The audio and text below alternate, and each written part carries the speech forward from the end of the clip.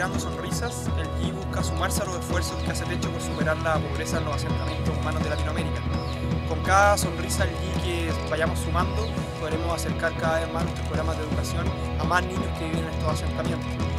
Así que súmense, inviten a su gente cercana, familiares, amigos y a toda la gente que conozcan para que en conjunto podamos asegurar de que la infancia en nuestro continente pueda crecer con un mayor acceso a las oportunidades que necesitan para poder desarrollarse correctamente.